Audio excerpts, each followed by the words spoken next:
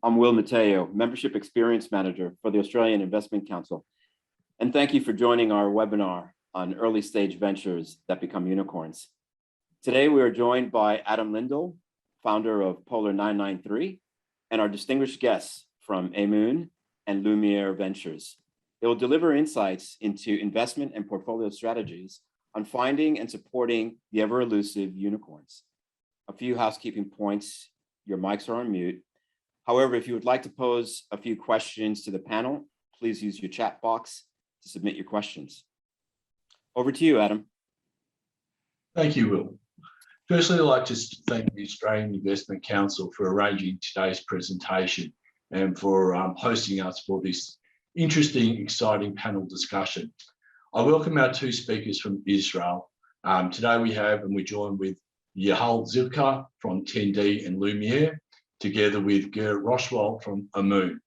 Today we have two very seasoned veterans of the Israeli venture capital world who will talk to us about, amongst other things, why Israel has had so many successes as startup companies, some of the attributes and qualities that the two look for in the founders of companies, and amongst other things, the sectors and the ways where we can expect to see, hopefully, the next elusive unicorns. By way of quick background, my personal background is I commenced my career as a lawyer.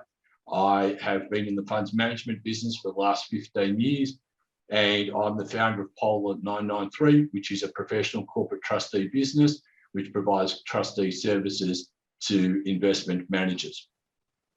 Our two guest speakers today from Israel. Today, Yael has a very long and lengthy career in the investment management world, particularly in the VC world, with over 33 years experience in the investment and operational world with Israeli high-tech companies. 22 years of that has been spent in the venture capital sector. He's been the co-founder and managing partner of two very successful VC firms, 10D and Magnum Ventures, and the CFO of a NASDAQ-listed company. Today, amongst other things, Yael has formed a partnership with the Josh Lieberman Group, which has established and launched a recently new launched Israeli high-tech fund, which is available and open to Australian investors. Our second speaker is Ger Roshwald, who is a doctor originally by background and experience, and he's a partner of Emun. Emun is a specialist VC fund. It's a very large VC fund based out of Israel, which focuses on accelerating healthcare and advances into clinical medicine and research and health-related matters.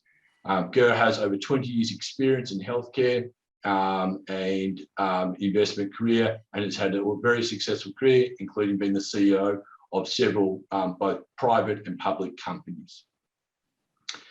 So just to set the backdrop, what makes Israel quite different and special in the VC sector? Incredibly, since 2013, Israel's had 89 unicorns. In the world, in 2020, we saw 118 unicorns, and of that, 12% came from Israel. In 2021 already, there's been 336 unicorns, of which 8% have come from Israel. And this is quite incredible when one considers that Israel represents only 0.1% of the world's population. Outside the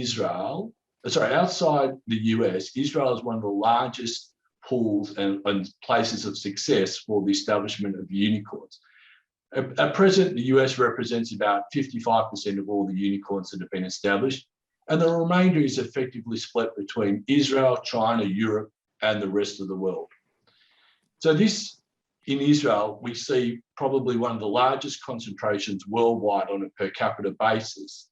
And incredibly, there are over 10,000 active startups, with more than 1,000 startups starting each year.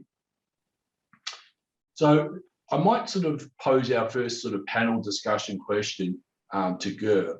And the first question is, really, Israel is known famously as being a startup nation. And this success has now led to a maturing of the VC world and the VC sector, which is bridging, the world and Israel to the global networks.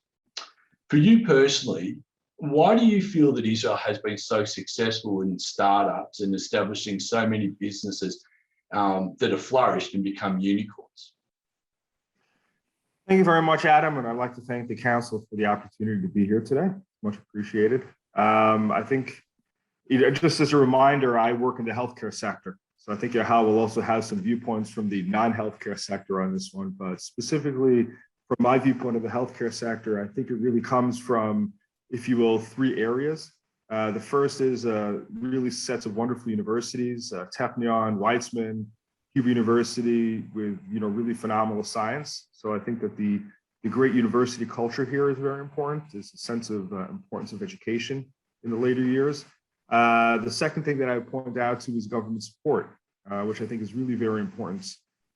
So we have the Israeli Innovation Authority, which really supports young entrepreneurs and startup companies to get that first check, if you will, and gets them going. And the last one I really think is the Israeli Defense Force. The fact that young people volunteer to go into the army and spend time there. And these young people are given at a very young age that sense of command, a certain perspective and a very entrepreneurial perspective because of that. So as they come out of the army of certain forces, the famous 8200 in intelligence, et cetera, they get a certain background in tech, and it helps them launch entrepreneurial careers. Okay, thank you. Thanks for that. Yahal, sort of similar question to yourself. You've been sort of a veteran of the Israeli startup sector and a key part of that success. Maybe can you sort of expand upon or add to sort of some of the points that you see of what have been those key differences which has allowed Israel to have such world-class talent and both unique intellectual property that's come out of Israel? So absolutely. Thank you so much for the opportunity, and good afternoon, everyone. I appreciate this the opportunity to share with you my thoughts and knowledge about the Israeli high-tech ecosystem and the venture world around here. I would. Things are quite dynamic these days. If you would have asked me this question 2 years ago, I would have had a certain answer. Will give you that answer at a 2-year perspective, going back to 2020 to 2019. But today, our ecosystem has really evolved in a very, very, very swift and fast manner, and there are other parameters that to look into. So, to answer your question, I things as three or four, I would say 4 pillars. Really drive that. I think Gur mentioned some of them, and let me start, but give you a little bit of a different, more broader perspective from technology.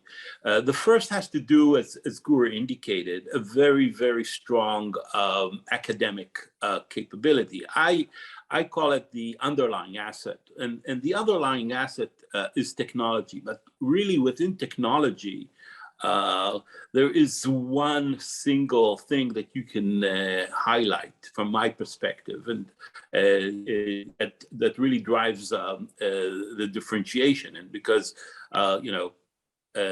very good academics in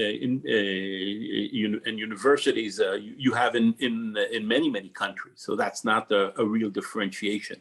The real differentiation is the essence of it has to do, in my opinion, with mathematics, and mathematics and I would say computer science. And Israel is really a powerhouse there. 4 out of the top 100 faculties and universities in the world, maybe in the top 30, not only in the top 100, are in Israel. So that's that is really, I would say, the base underlying the underlying asset. The second point Gur also on that, but I would like to give a little bit more color, and that has to do with the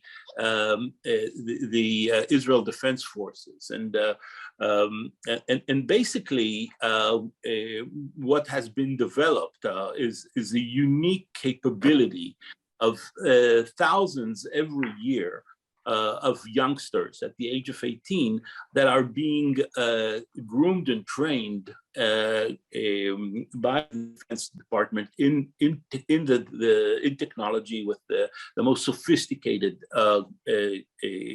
technologies. And what is happening, we have a compulsory defense force participation.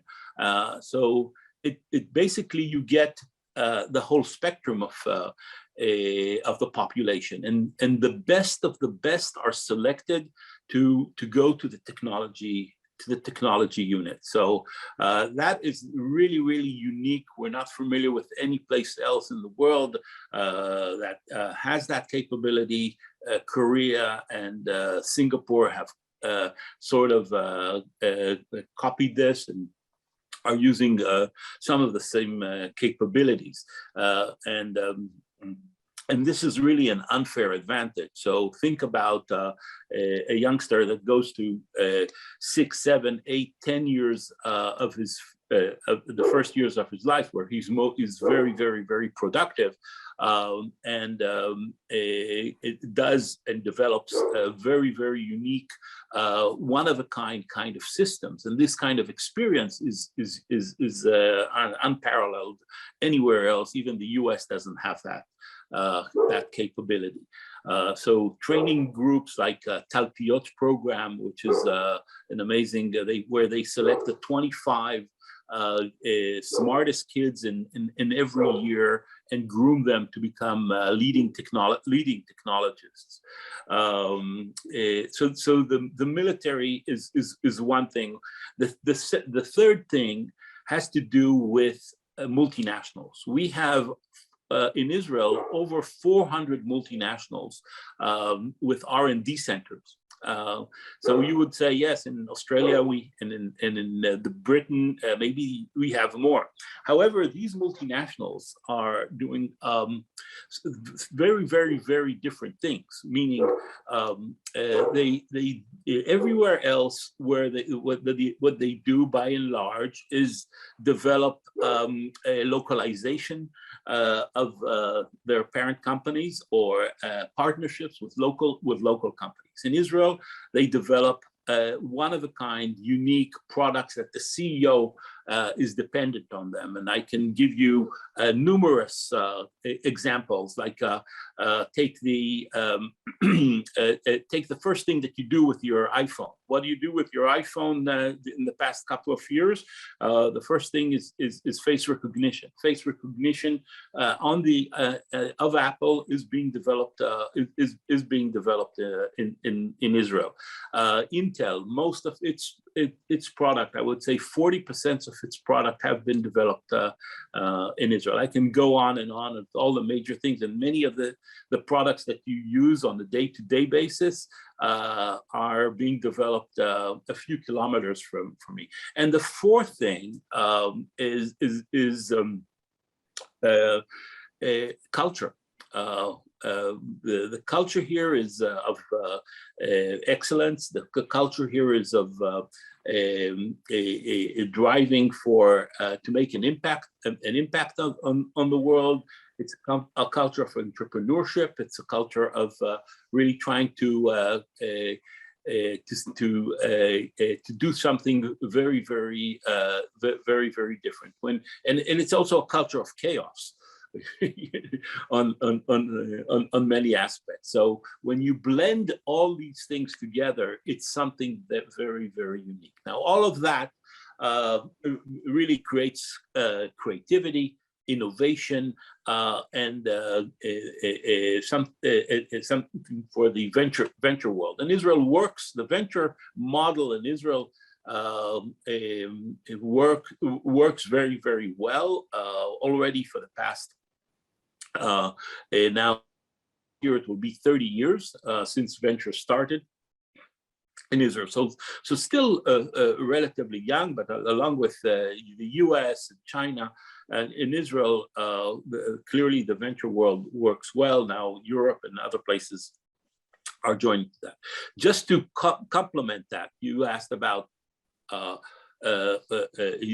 unicorn. So if a year and a half ago, 2 years ago, I would have focused on the innovation, the creativity, the startups, all these kind of terms. Today, I would categorize our industry very, very differently. It's all about scale. It's all about major companies. It's all about a category, global category leaders. And due to the pandemic, basically brought to the forefront a significant advantage that we have. And what is that? We have a huge handicap. The huge handicap is that we're a very small country. We're at the end of the Mediterranean basin. We're only 9 million population. That means we have no market. So from day one, entrepreneurs think globally and act globally. Australia is also an island on one hand, but you have your own market. But with 9 million, we don't have our own market. We're very far from the major markets, which is the US, Europe, and China. And for this reason, we developed unique capabilities of selling remotely. Then the pandemic came. We went from being last in the ladder and moving very, very fast ahead of that. So this is one, and a whole ecosystem that is based on digitization. So those are the reasons I would highlight at this stage. Thank you. A little lengthy. No, that's fantastic. No, we appreciate that. Thank you. I mean, for me, observationally, Israel is a country that was only founded in 1948. It's a very young country. It's a very small country. And the success that it's had is phenomenal. And, picking up on the points that the two of you have made, the clear points is education, the army, and just the culture of the Israelis. And I'd encourage anyone who's on, participating in today's presentation, if the opportunity ever presents, to travel to Israel and to see the tech sector. It's quite phenomenal. For example, Joshua Lieberman, who is partners with Yahal on the fund, has conducted over 10 trade missions with the Australia-Israel Chamber of Commerce to Israel, and they are phenomenal opportunities for investors to learn and get access to Israel. We might just change around the order of the slides, and we'll just go with slide 4 now if we can. And I'm just going to turn to Gar and just ask obviously your experience is very much grounded in medicine and science, and Amoon has a very strong focus on health. For you particularly, what attributes are you looking for in the founders and in the investee companies that you currently have in the portfolio, and for what you desire in terms of characteristics from both individuals, the founders, and the companies? And how do you feel also with what innovation is going to lead, in the next sort of sectors across medical and health, and how does that differ from other industries where VC and capital is flowing into?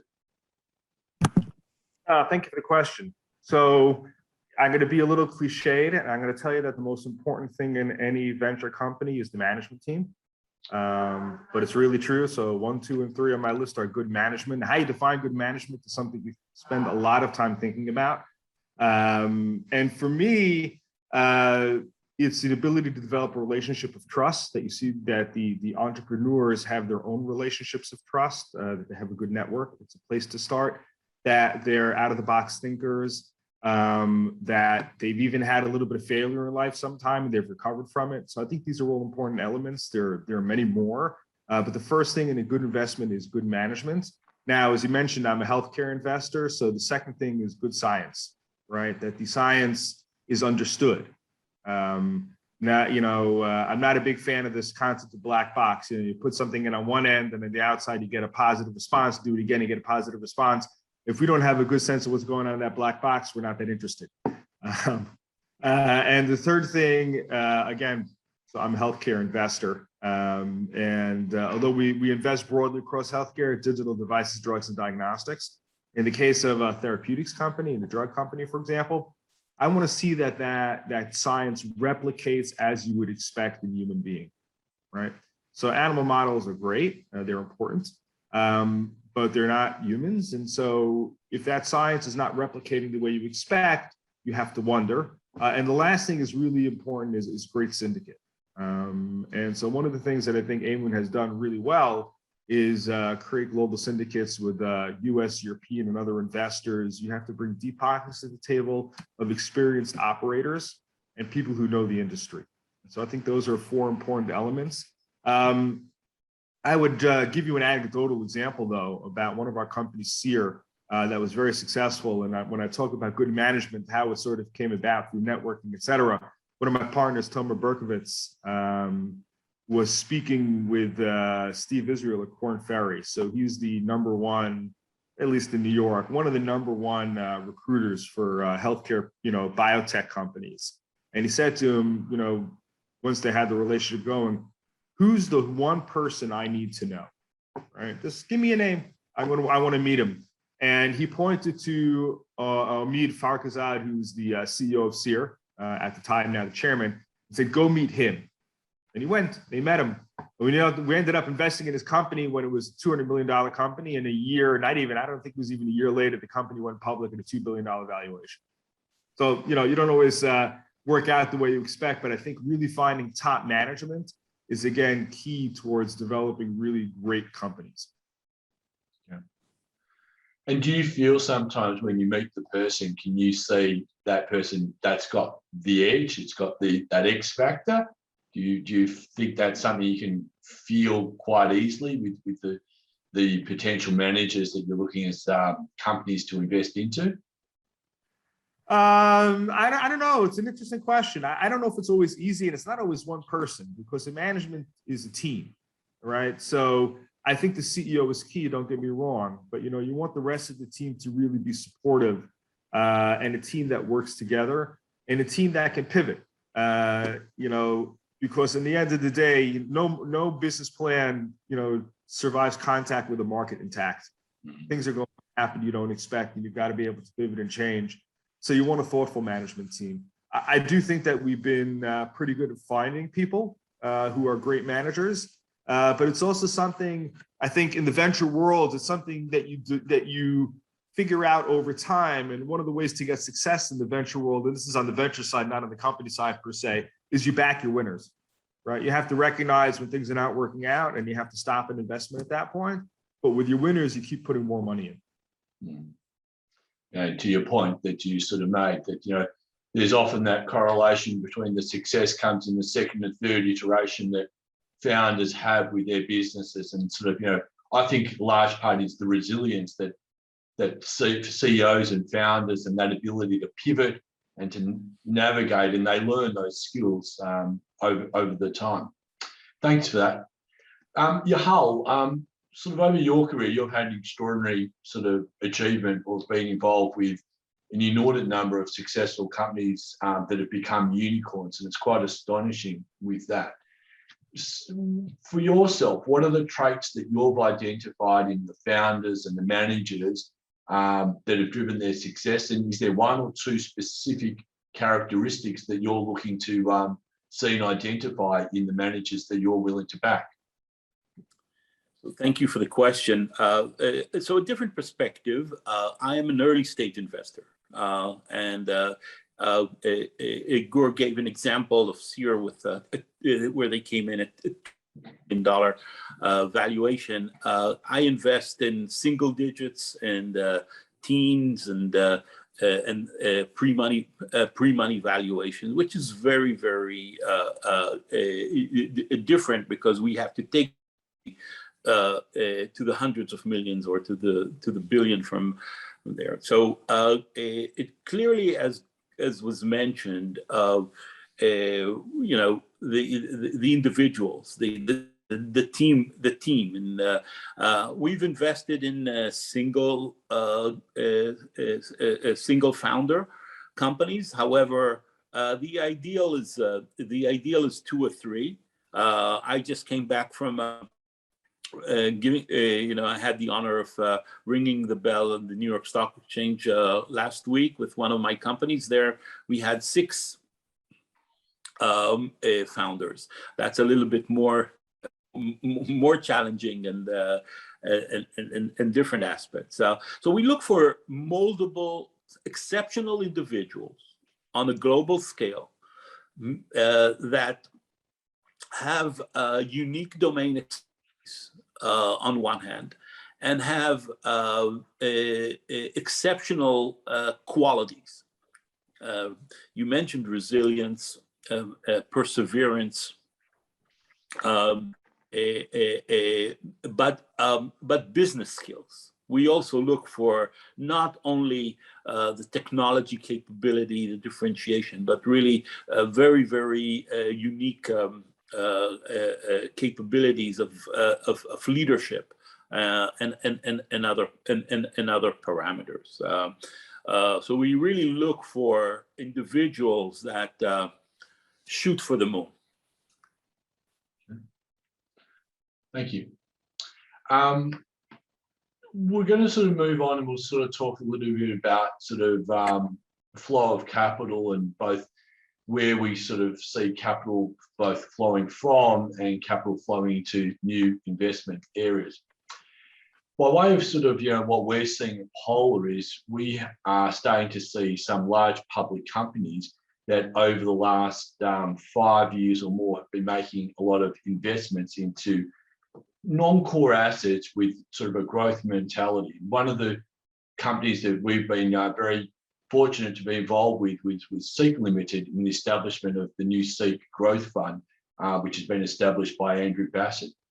And we're starting to see this as a start of a unique trend where we've got some other public companies that we're in discussions with, assisting them now in moving out non-core assets, which are either early stage or now they've sort of started to mature and they've got to sort of, you know, IPO stage or even a little bit earlier positions within, but they're non-core positions within the companies. And we're starting to see these companies seek to house these in a better framework. At the other end of the spectrum, we're also seeing quite an upsurge in the take-up of and the establishment of new early stage venture capital limited partnership funds. And they're a fund structure which is very beneficial for Australian investors with a lot of tax advantages and tax incentives, and it's really focused on small stage, early stage venture capital, but predominantly the companies must be based in Australia. And for one reason or other, these have been around now for a fairly long period of time, but they've failed to sort of garner a lot of attention, but we're certainly seeing a big uptake at the moment. The other area that we're seeing, and which is really exciting for Australian investors, is the access now to the world's best and quality managers such as Amoon and Lumiere. And you know, Amoon is a client of Polar's, which we're assisting with their representation in Australia, and they've been very, very successful in raising money out of Australia thus far. And now with Lumiere, with the Israeli Tech Fund. And very excitingly for Australian investors is the Australian investors have the ability now to access these world-class managers that are based in Israel, which for an Australian investor, very, very hard to choose 1 or 2 or 3, you know, companies to be investing in. Why a portfolio approach really is the great way to access this type, both later stage, which is Amoon, and the early stage, which is very much the Tendi and Lumiere approach. So, Gor, with your focus on health, and this is a hard question, where do you expect to see the next wave of unicorns, and what do you see as the next wave of innovation in health that you're focused on and most excited about for the next 3 to 5 year period? Sure. So you have to understand some of the macro trends going on in healthcare, and they're very important trends. Just for example, the digitization, right, that's happening in healthcare today is a trend that is going to change the way we live. Some of the other major trends that you have to think about are the personalization of healthcare, and that healthcare is becoming more preventative, which I think is exceedingly important, rather than reactive.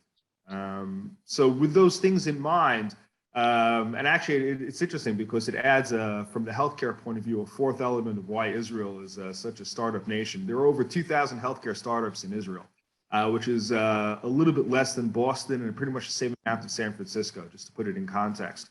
And one of the reasons is that Israelis, 98% of the population belongs to one of four HMOs, insurance companies, right?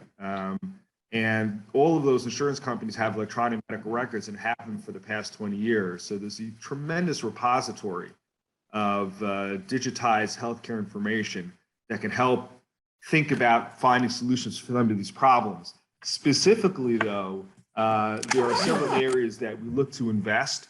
The first thing, I think there's been a tremendous innovation in some of the hard sciences.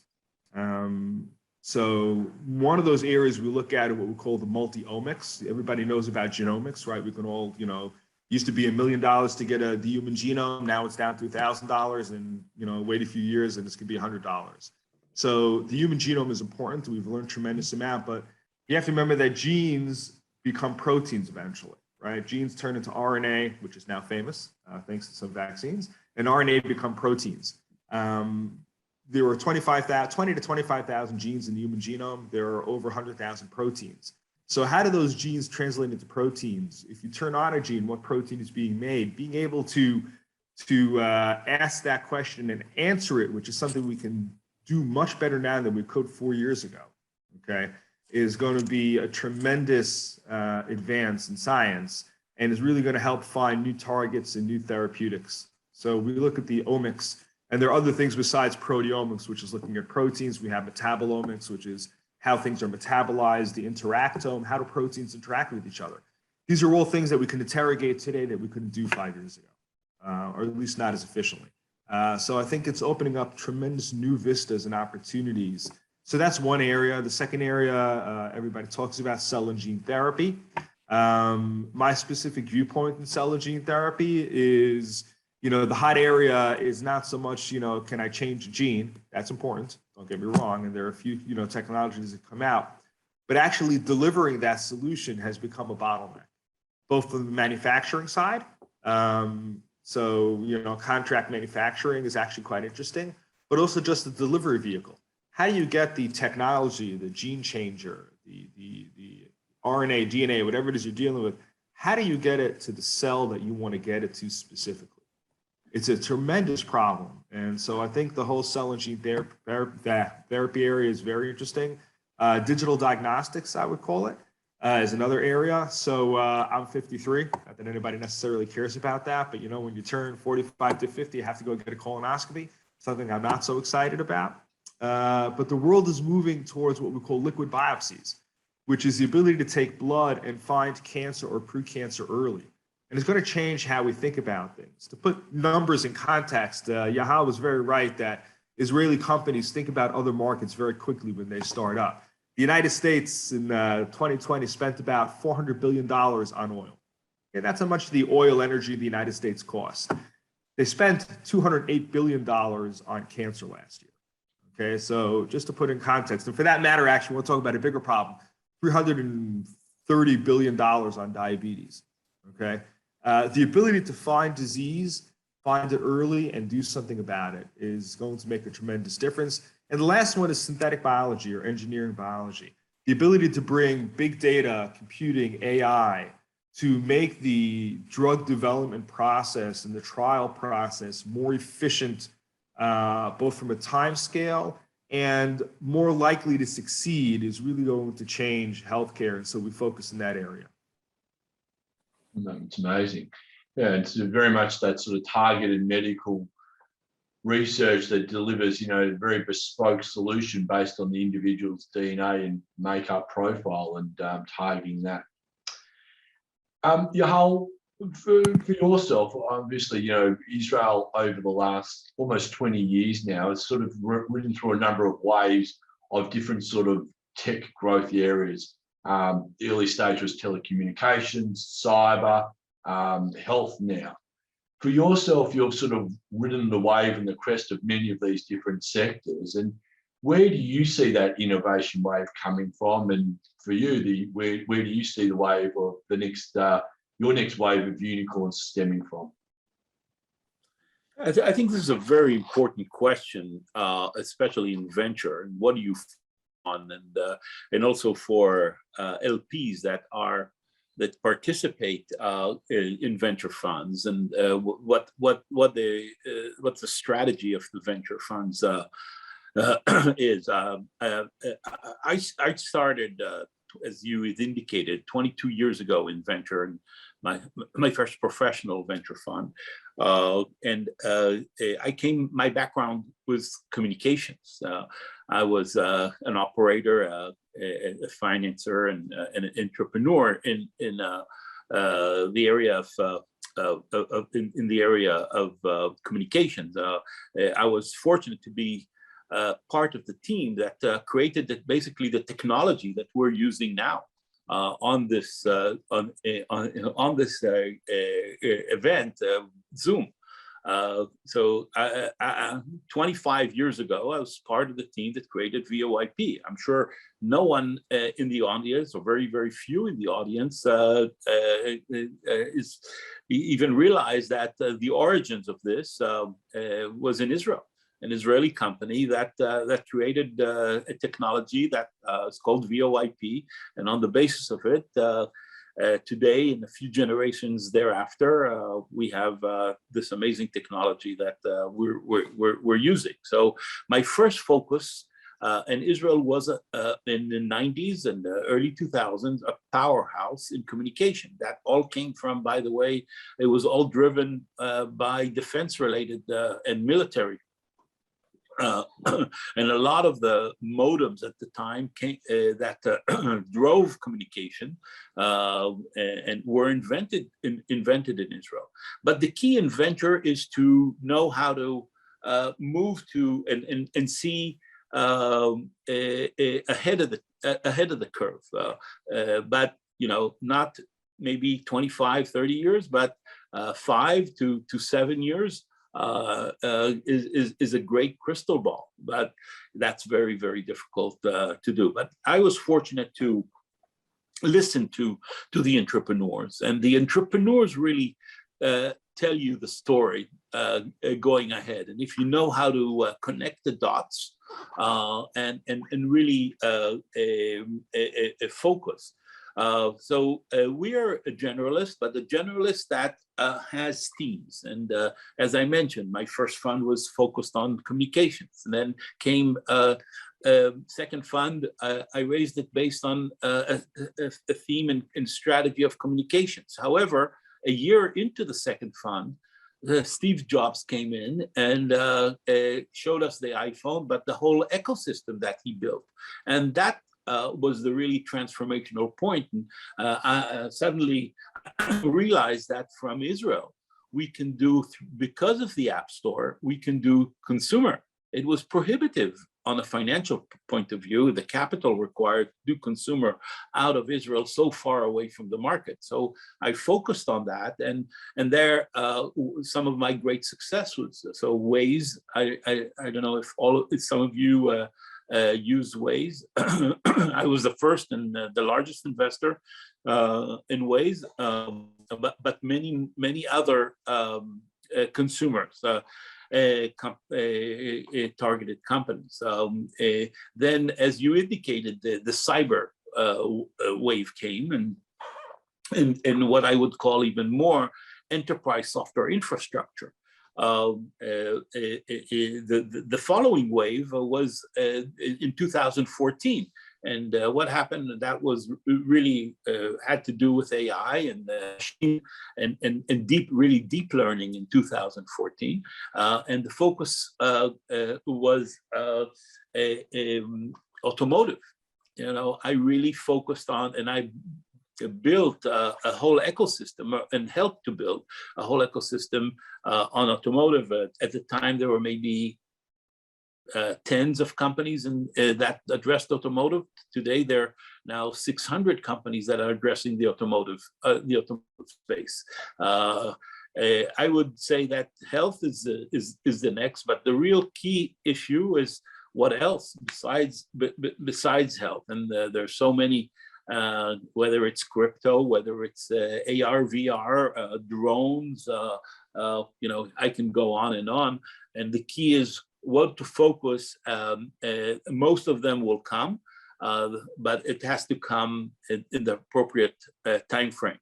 I'm a big believer now in several areas. I'm beyond. I am a strong believer in digital health, and that's one of our focuses in 10D. And you'll hear many companies in that space. But think about new frontiers. So think about the subsurface.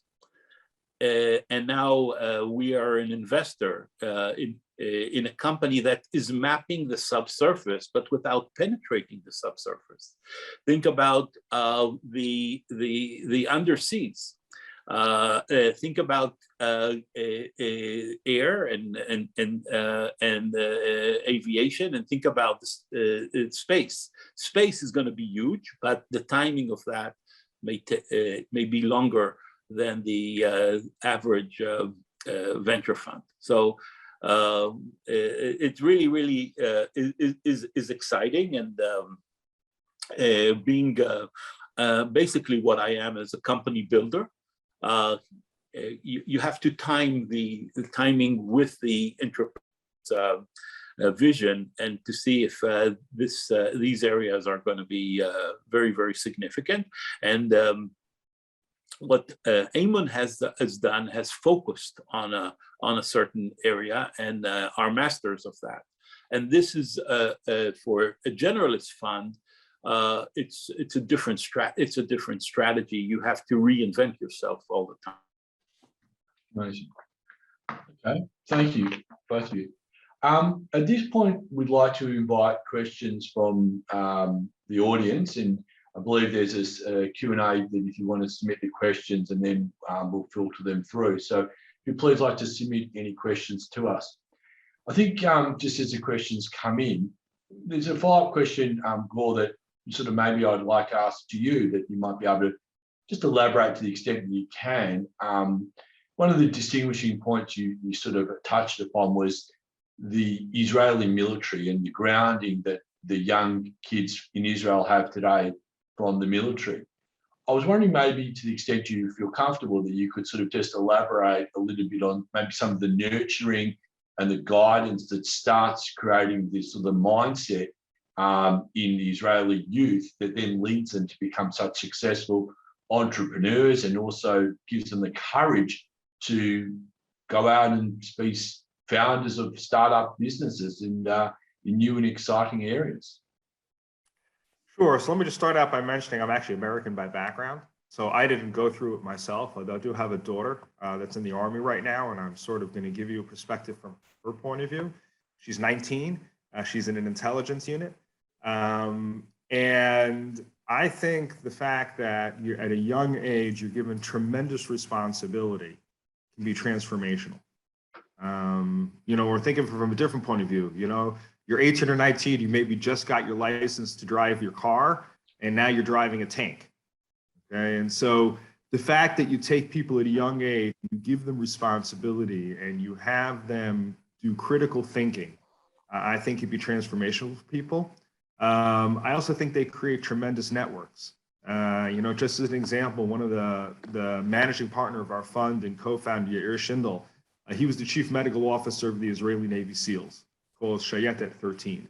And, you know, it's not easy to become a SEAL, you can imagine, right?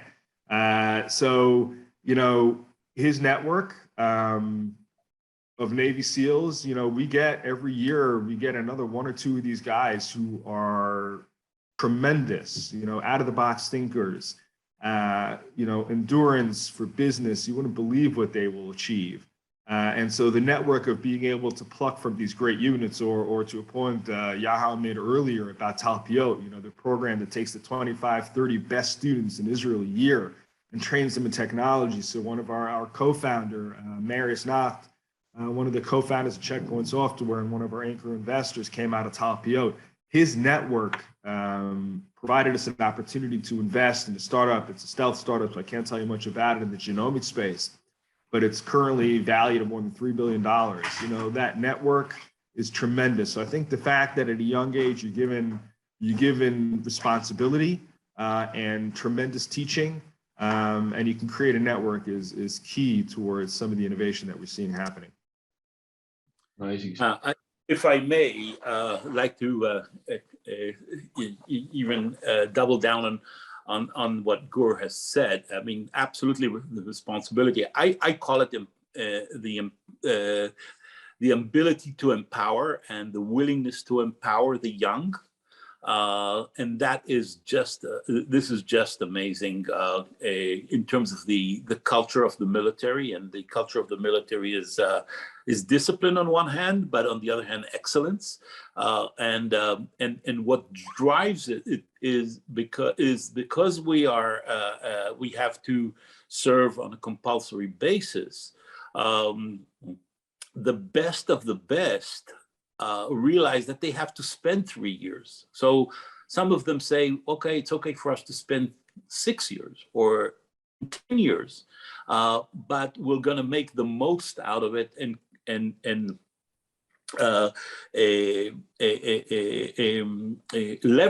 leverage that for their entry into the civilian world. Most of the talk in Israel you'll see about the technology companies. So now I can even mention some of the numbers and the names of these technology companies that do exceptional things, and it is public. So we talked about Talpiot, which is just a training program. Everybody knows about 8200. My partner in Tendi is Rotem, and he's a Talpiot graduate, but also after he was trained, he went to a unit called 8-1, which is the best unit in terms of technology and doing things that are out of the box, exceptional, and no one else in the world has done it and is challenged. We heard a lot about the Navy SEALs. Don't misunderstand here, because this session is really skewed because I'm also part of that unit. But what is really exciting as we are speaking in the feed of the press, another graduate of the Navy SEALs just announced his company Marble becoming a unicorn. So this is just hot from the press a few minutes ago as we were speaking, and that really is exciting. So wanted to share that with you as well. One other element, if I could. Sorry, I just also think the fact that these people are young is actually quite helpful, because when you get to a certain age, you look at the consequences, you look broadly, and you say it's too hard to do this. I don't think it's worth the effort. The brain damage is whatever.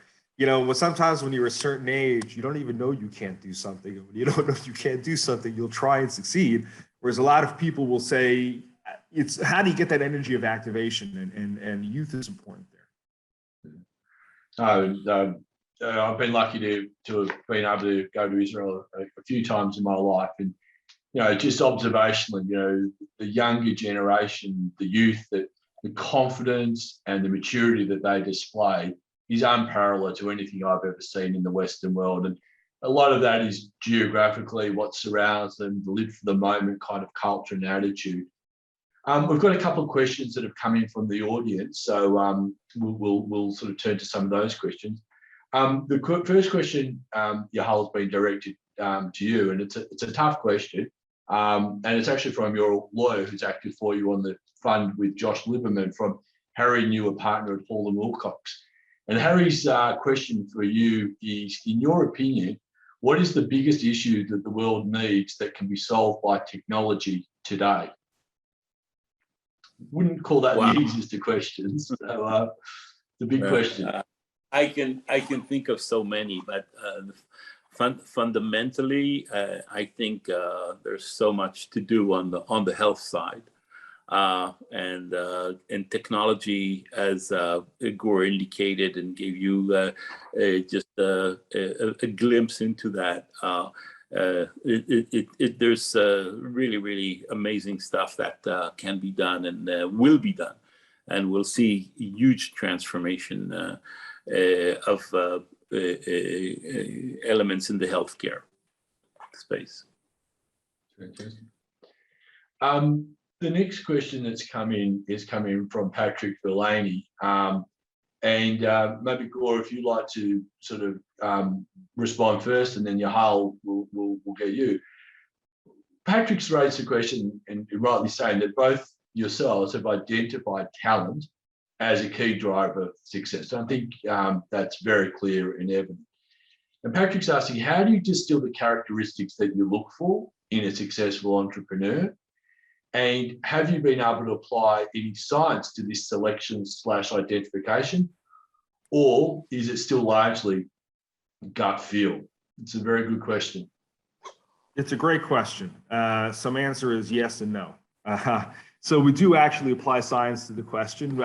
We have an AMOON, it's a 60 platform, 60 people on our platform, of which about 5 to 15, depending on how you want to slice and dice, are dedicated to two particular parts. One we call AMOON Alpha, which is portfolio success, and a tremendous amount of what they do is about talent management, finding talent, defining talent. And the second one is business intelligence. So we actually do try and apply science to it. We've hired people who are industrial psychologists, experts in interviewing, et cetera, et cetera. They bring their own brand of expertise to it. There are, believe it or not, artificial intelligence devices, or whatever you want to call them, that are actually quite useful in this particular area. And we try and, we have done work on looking at various companies and their CEOs and their management teams that were successful and those that were not successful, and try to apply science to determine those factors that you're asking about. I don't want to go too deeply into it at the moment because A, we don't have time, and B, I like to think it's a little bit proprietary, but we do actually apply that to the entrepreneurs we bring. But I also don't want to discount the gut feeling. In the end of the day, Yahal really brings out an important point. He is a company builder, okay? We build companies, and in order to build a company, you have to have a relationship of trust with the management team, the CEO, et cetera. And if your gut isn't there, you're not going to be able to develop that relationship of trust. So I think it's really both. Thanks, cool. Yahal? Yeah, so I would say that it's very different from the different phases of a venture. So I would the way that you approach things in seed and A is different than one approaches in B and B and C, and then really expansion and mezzanine and all of that. So it's a different approach. I can share with you that the competition for the best entrepreneurs in the early stage, the top 20%, is cutthroat. It's fierce. It's a very quick process. You don't have much time to as you did in the past. So in the past, it may have been, 4, 5, 6 weeks, maybe 3 earliest to make a decision. And one of the important things is spending time, just spending time with these entrepreneurs. And that was the key. Today, due to the availability and the abundance of capital, this has changed in a major way. Maybe you have a week, maybe you have 10 days, and these human skills and evaluation skills, you have to rely on yourselves and on your team. And what is important, the way that we address it, is having really, when we see an opportunity that we really want, we drop everything, and the whole team, basically 100% of the team works on the opportunity. And a big portion of this, because we're early stage investors, is the people aspect of that. So spending more time, dinners, and getting to know beyond them. And the advantage that we have here in Israel, it's a small community. So in a few phone calls, you get, how is this individual in kindergarten? How is he in high school? In the military, what his, what happened when he was under pressure? And clearly on the university side, and being a colleague at work, and we do that in hours, and that's a big part of our process. And do you think, for both of you, that with the support and the infrastructure as investors that you provide to these companies and founders, the ability that, are you able to sort of both nurture and steer them and guide them, or just sort of, and to what extent, what extent are you successful at doing so and seek to do so? Most of my companies, and I've been fortunate to be part of some of quite successful and astonishing companies, pivoted, and because I would say not everything goes according to plan, and you really have to have this unique interaction and the trust with the entrepreneur, and not everything goes well, and you have to have the understanding of what didn't go well and what needs to be addressed.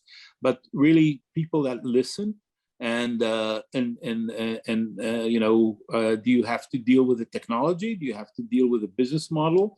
Do you have to deal with the market, or with the team? You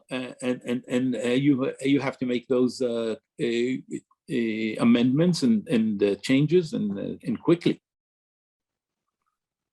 Claude, did you want to add anything to that? Sure. We are very active investors, and part of our investment process is to figure out if we can actually be value add to the company, to the board, to the entrepreneurs. And if we don't feel we can be value add, I'm not sure we're going to make the investment. And so we very much feel it's important to partner, as Yahya was saying, with the management team and with the company to help them, in any way we can, whether it's help them find talent, other board members, market interaction. One of the things that I think is very important for the VC side is the ability to bridge. As Yahya has mentioned earlier, we're a small country, 9 million people, and the markets are the US, Europe, and China, some other places. So we help create those bridges, the contacts for the company to go out there. I'll give you one example. I know we only have like a minute, so I'll make it quick. One of the companies we were diligencing is in the healthcare data space. And as part of the process, we wanted to see the CEO pitch. So we got them in touch with a couple of hospitals, in the United States and Canada. They pitched. We ended up making the investment, and those hospitals became customers. It was a great part of the process, and we helped create that bridge for the company. Amazing. All right, we've got one final question that we'll quickly turn to, and that's come through from Josh E. The question is, in your opinion, VC secondary markets, and you may or may not be seeing this, and opportunistic funds that have come up in the space. I guess, are you seeing that in the sort of some of the positions and the companies that you've been involved with, and how are you seeing that play out? Sorry, I missed that. What was it? VC secondary markets. So secondary markets. Secondary markets. Sorry. You know, secondary transactions are, you know, as part of the VC. We see that a lot. You know, it's historical, but right now I think the focus is more on primary stuff. And I'd also say it Well, tends to be hard to get access to the secondaries, harder than one would think. Okay, a lot of the times it's the entrepreneurs that want to, you know, get a little bit of liquidity out of their unicorn that they've dedicated their life to, and that's usually, if it's such a good company, it's going to go to the people sitting around the table. It's very hard to get into that secondary. It's very different, you know, in a strong market like now. There is appetite for everyone. When the secondary come into play, when things are not, you know, not as rosy as they are appear to be now. Yeah. All right. Well, we're just 1 minute over our allotted time slot, so I'd like to thank both of you very much for participating in this presentation today. I think you've shared some incredible thoughts and insights into the Israeli culture, some of the characteristics that has made the Israeli startup world unique, and some of the aspects that you have both looked for and continue to look for. Yahal, you're talking on a sort of a 5-year sort of look forward basis, and Gloria talking about, you know, things that will change all of our lives and technology, which is incredible. So to all the AIC members and guests that joined today, thank you very much for your attendance. If you'd like any follow-up connection with either Amoon or with Lumiere, the Australian fund, please don't hesitate to contact myself. They're both clients of Polar and we work very closely together. Also, you can also contact the AIC. So thank you everybody for your attendance, and please don't hesitate to send any follow-up questions, and we'll look to assist you in any way we can.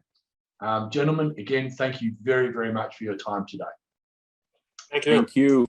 Have a good day. Appreciate it. Thank you so much. Thank you. Bye. Good night.